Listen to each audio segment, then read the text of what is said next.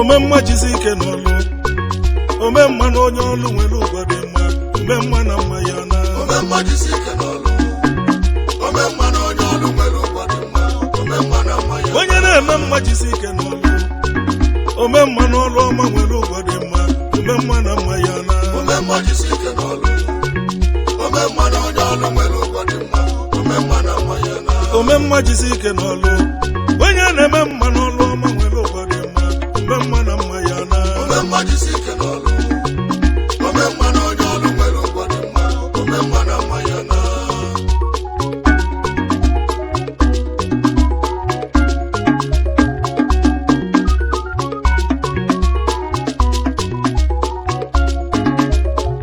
iso na-edozi obodo nna gị biko jizi ike na onye ọlụ nwere ụgwọ dị mma omemma na mma ya na omemma jizi ike n'ọlụ omemma na onye ọlụ nwere ụgwọ dị mma omemma na mma ya na iso na-edozi obodo nna gị biko jizi ike na onye ọlụ nwere ụgwọ dị mma omemma na mma ya na omemma jizi ike n'ọlụ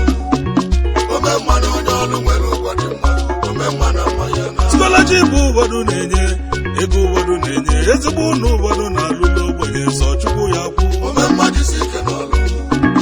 omemma na onye ọlụ nwere ụgwọ dị mma omemma na mma ya onye na-eme mma jizi ike n'ọlụ omemma na onye ọlụ nwere ụgwọ dị mma omemma na mma ya na omemma jizi ike n'ọlụ omemma na onye ọlụ nwere ụgwọ dị mma omemma na mma ya ịnakwa eme njọ sepụ aka na njọ na njọ adịrọ mma o sepụ aka na njọ ome njọ na njọ ya na omemma jizi ike n'ọlụ omemma na onye ọlụ nwere ụgwọ dị mma omemma na mma ya na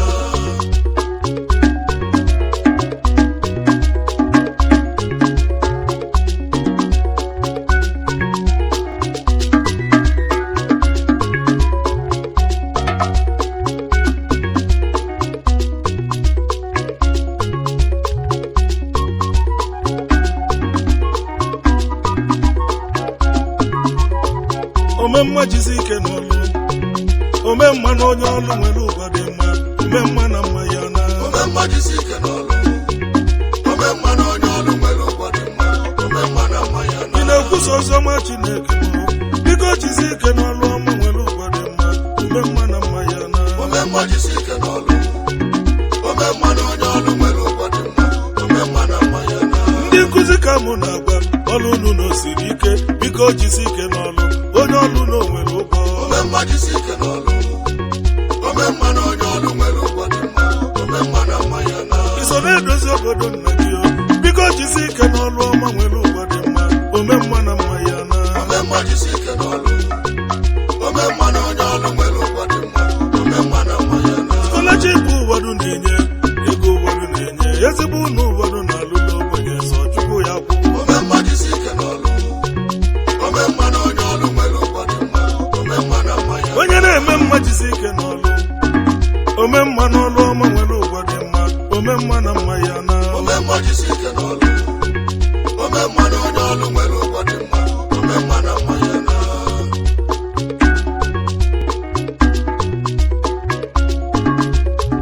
omemma jizi ike n'ọlụ ọlụ ọma nwere ụgwọ dị mma ka njezu dọyimo ike m gaa na ịga dị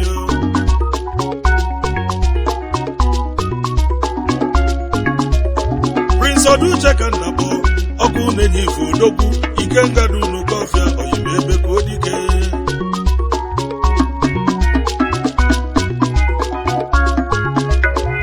omemma jizi ike n'ọlụ ọlụ ọma nwere ụgwọ dị mma ike nga nwa mama ọkụ na-enye ife na ịga dị omemma jizi ike n'ọlụ ọlụ ọma nwere ụgwọ dị mma ike nga nwa mama ọkụ na-enye ife na ịga dị ezi nwanne m Prince Oduche ike ngadu n'ụkọfịa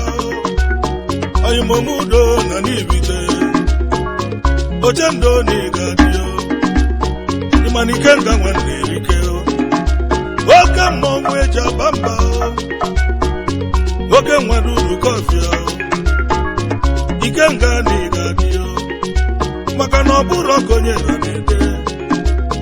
na ọ bụ iwe onye na-eme n'ụwa ọkụ na-enye ife nwanne nke m umele ọra na ịga dị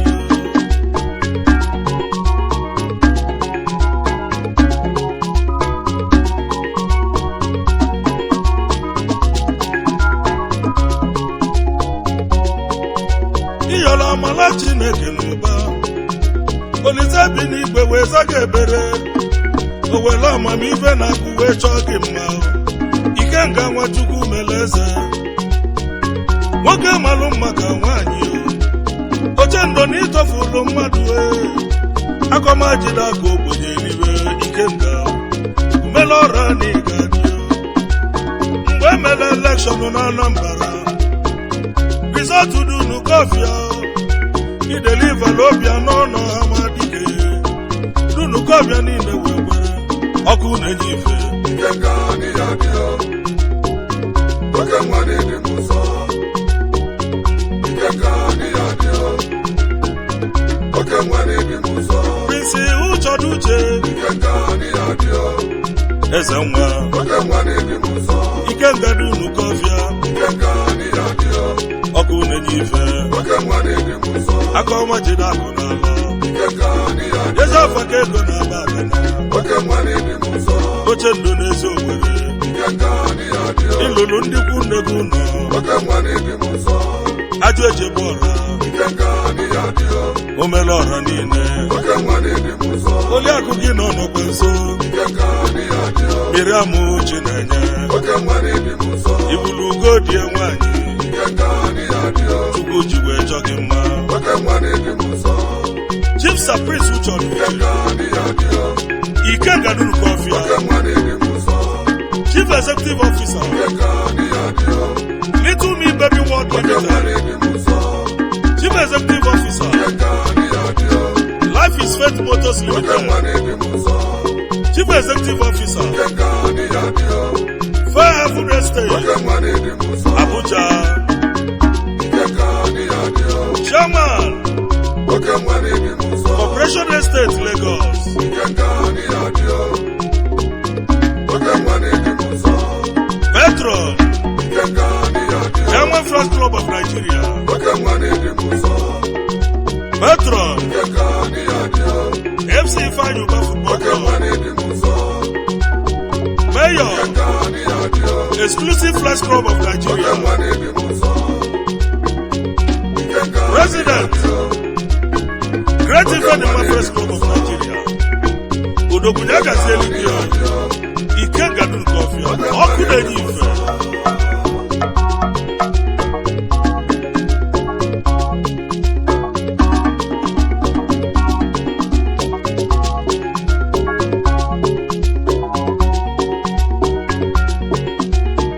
iwezi ka ikeneli ndị ezigbo enyi gị fere n'anya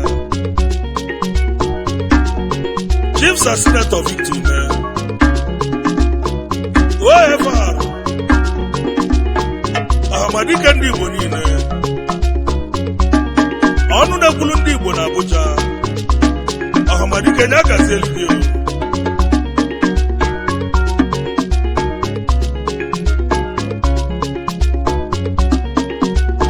Chief IKC Chukwuma Ochina nwa na Agụleri Odogunye gazieli gị Ochina nwa ndị Igbo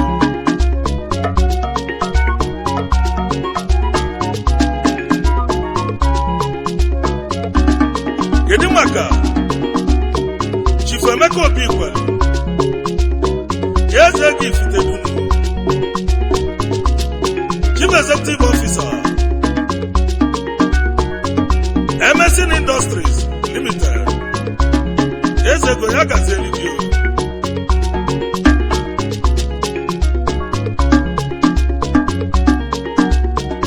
wena kedekwe Chief Okegbe Ikenga abana njikọ nka Odogunye gazieli gị Ikenga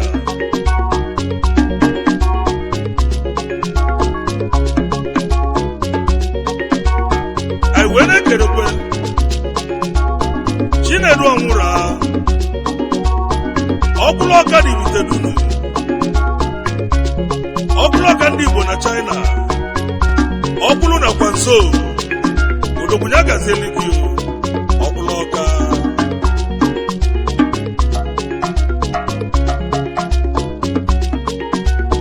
Chibarita Titus Abudo Ịchaka ndị Igbo n'ezi Owerri Odogwu Ịchaka ezi Owerri ya gazieli gị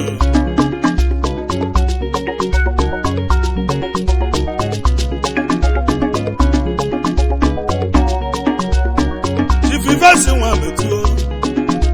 amụlụ onye na-ego na-abata ete Ugochukwu tụbeli ndị ala onyinye Chukwu nyere abata ete nwanne m eze na-eli ego ihe ọ na-amụli amụlụ onye na-ego jivivasi nwa metụ amụlụ onye na-ego n'ịga-adịyo jivivasi nwa metụ amụlụ onye na-ego ndị Igbo na-abata ete Ugochukwu tụbeli ndị ala onyinye Chukwu nyelu ndị abata ete Chief Executive Officer Bivano Maritime Services Limited Odobunya gazieli gị kenela anyị mkpụrụ obi na abata ete ezigbo nwanne mmadụ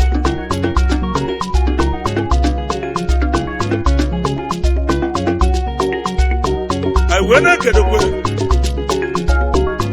Chief Celestin Tabo mmiri na-ezoro ọra n'Ụmụleri ezigbo enyi my late senior brother Ogbuọja n'ụmụ Ogbuọka akụ na-esi obi ike mmiri ya gazieli gị mmiri Igbo mmiri Ụmụleri oke bụ anyị wee na-ekerekwe His Royal Highness Igwe Dr. Emeka Iluno Eze Dunu the Second Igwe ya gazieli gị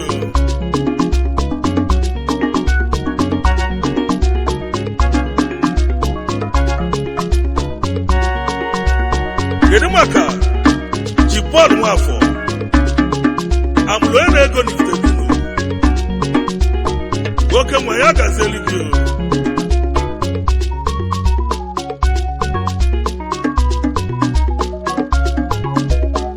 omemma jizi ike n'ọlụ omemma na onye ọlụ nwere ụgwọ dị mma omemma na mma ya na omemma jizi ike n'ọlụ omemma na onye ọlụ nwere ụgwọ dị mma omemma na mma ya onye na-eme mma jizi ike n'ọlụ omemma na ọlụ ọma nwere ụgwọ dị mma omemma na mma ya na omemma jizi ike n'ọlụ omemma na onye ọlụ nwere ụgwọ dị mma omemma na mma ya na iso na-edozi obodo nna gị biko jizi ike na onye ọlụ nwere ụgwọ dị mma omemma na mma ya na omemma jizi ike n'ọlụ omemma na onye ọlụ nwere ụgwọ dị mma omemma na mma ya na ọsụma wee na-ekele ezigbo ya ọfụ n'anya Mr. Nwaokoye Chizoba eze na-eme na United Arab Emirates military man na main market Ọnịcha agbada and village ka isi eje n'akụkụ Odogwu na Dubai eze na-eme ndị Igbo niile na Dubai Odogwu ka ọ dụbadụba n'ibe ọsị nta ka ịchọ n'Owele nchi eze na-eme mma atụghị iche ịfụnanya eze na-eme ndị Igbo omemma jizi ike n'ọlụ ọlụ ọma nwere ụgwọ dị mma ka nje zụta ọyị mee agụji egbe nwanne n'Ọka omemma jizi ike n'ọlụ ọlụ ọma nwere ụgwọ dị mma ọ ga-anasị enwebialị agụji egbe n'ịga-adị ezi nwanne m Jude Agụ mmadụ TB Joshua nke ndị Ọka bebi Ọka nwa ji na-emerụ ọyị m ọzọ dị n'aka Chukwu bebi na alụlụ mmadụ nọ n'Ọka na ndị onyela aka abalị ụba oji moto ma ọgụ n'Ọka agụji egbe onye ga-adị onye ga-emela anyị ka bebi TB Joshua nke ndị Ọka agụji egbe nwanne n'Ọka onye ma agụghị onye ga-adị Chief Honorable ọzọ Jude Agụ mmadụ ọzọ dị n'aka Chukwu bebi Ọka TB Joshua nke ndị Ọka kenela anyị lọlọ ọzọ Ojebi Ngozi Agụ mmadụ Adụmụdị Ọka obu na-ese Adaọka ya gazielu ụlọ TB Joshua agụji egbe n'ịdị n'ụzọ agụji egbe n'ịdị n'ụzọ ọzọ dị n'aka Chukwu agụji egbe n'ịdị n'ụzọ Chairman nke Ọka agụji egbe n'ịdị n'ụzọ bebi Ọka ọ dị ga-adị agụji egbe n'ịdị n'ụzọ oju na-eme ọgọ agụji egbe n'ịdị m nsọ oji moto eme ọgọ agụji egbe n'ịdị m nsọ ọzọ dị n'aka Chukwu agụji egbe n'ịdị m nsọ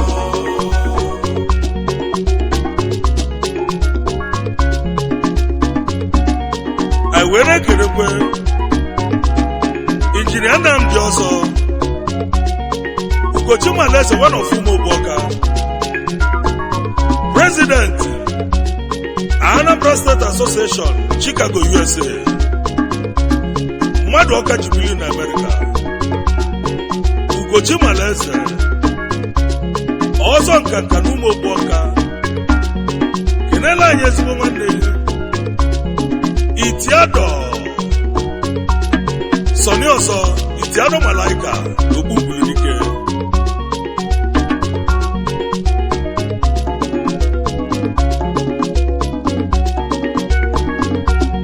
anyị wee na-ekerekwe Chief Ogugu Okoye Akụrie nne na Amawbia Oje na South Africa Chairman Chief Executive Blue Pen Rest South Africa Ojimote Moko Akụrie nne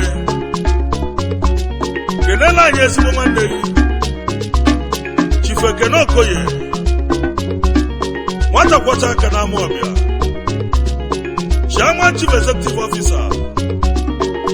Aquapet Industry Ipac Limited Odogwunya Gazeligwe kwọcha Igbo niile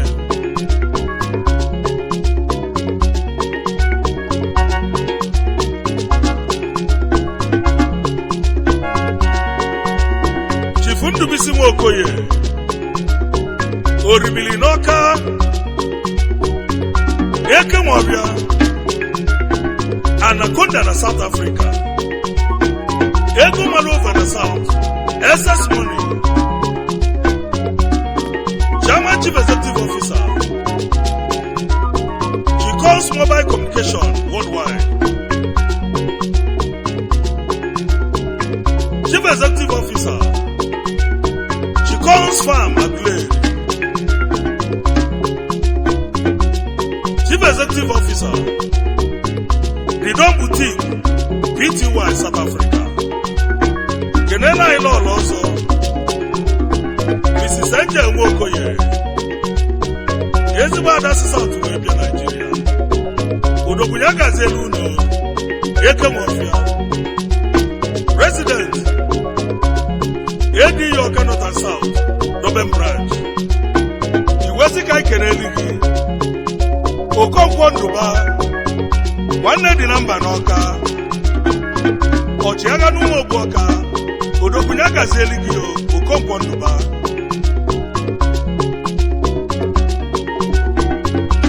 wee na-ekerekwe Chief Kena Nwaọzọ nwa Chinamele na Nigbo Ọzọ Ogbuakụ na Nigbo Eze Omeọkọ na Nigbo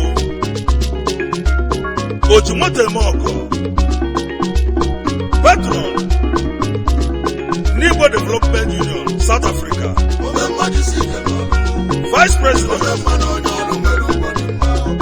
Ọka North and South Development Union Durban Branch Treasurer Anambra State Union Durban Branch South Africa Odogwunya Gazeligwe Ogbuakụ na Nigbo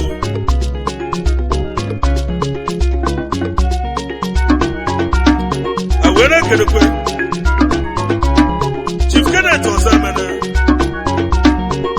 nwata na-achọ nke one of Umuobu Chairman Chief Executive Officer Kenito Integrated Services Port Harcourt Odogwunya Gazeligwe nwata na-achọ nke ya Ọsụma wee na-ekerekwe ezigbo ọhịa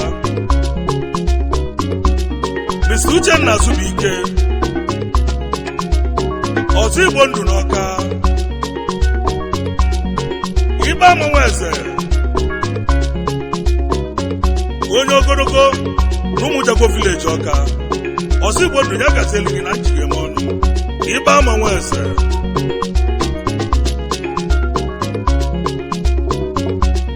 kedu maka Prince Anthony Chukwuebuka Ojiako enyi n'aka ọkwa Chief Executive Officer Unique Tony EBY Enterprises Cosmetics Nigeria Limited kenelu m lọlọ ọzọ Princess Kelechi Ojiako nwaanyị manara ibie achalugo ụmụ agbala ezi nne mụlụ Valerie Chizaram odokwunye gazeli gị enyi n'aka ọkwa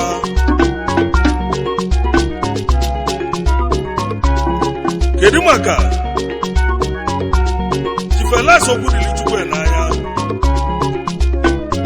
eze Okigbo na n'ogidi Director Sky One Day Services South Africa eze Okigbo na South Africa Okigbo gidi ya gazeli gị odogwu